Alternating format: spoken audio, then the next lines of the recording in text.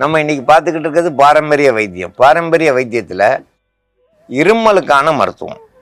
சாதாரணமாக இருமல் வந்துருச்சுன்னா பேச முடியாது, சிந்திக்க முடியாது. அந்த இருமலை சரி செய்கிறதுக்கு சித்தரத்தை, வெள்ளை கரிசலாங்கண்ணி, ஜாதிபத்திரி, கிராம்பு, தேன்,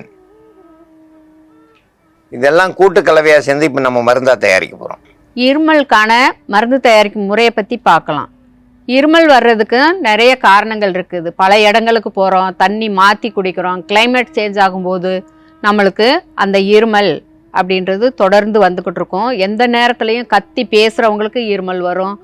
தொடர்ந்து சில இழப்புகள் அப்படின்ற போது ரொம்ப அழுவாங்க, அவங்களுக்கும் இருமல், தொண்டை கரகரப்பு இருந்துக்கிட்டே இருக்கும். அந்த இருமலை சரி செய்கிறதுக்கான மருந்து தயாரிக்கும் முறையை பற்றி பார்க்கலாம். வெள்ளை கரிசலாங்கண்ணி ஒரு கொத்து எடுத்து நல்லா சுத்தம் பண்ணிவிட்டு அரைச்சி எடுத்து வச்சுருக்குறோம்.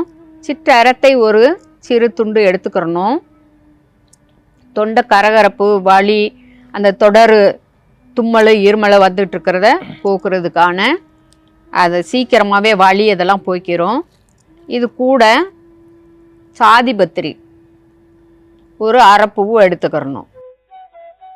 கிராம்பு ஒரு 7 கிராம்பு. இது மூணையும் நல்லா அரைச்சிடணும். அரைச்சி நான் பொடியாக எடுத்து வச்சிருக்கிறேன்.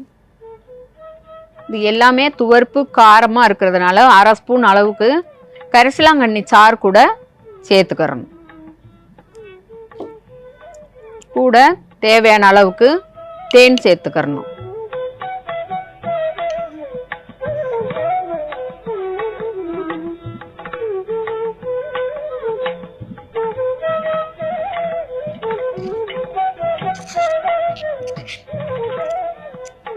தேன் கலந்துருக்கிறதுனால அப்படியே சாப்பிடாம தொட்டு நல்லா சப்பி சப்பி மெதுவாக சாப்பிட்டீங்கனாக்கா உங்களுக்கு அந்த இருமல், தொண்டை கரகரப்பு, வலி எல்லாம் வெளியேறிடும். சளி பழுத்து வெளியேறிடுச்சுனாக்கா இருமல் சரியாயிரும்.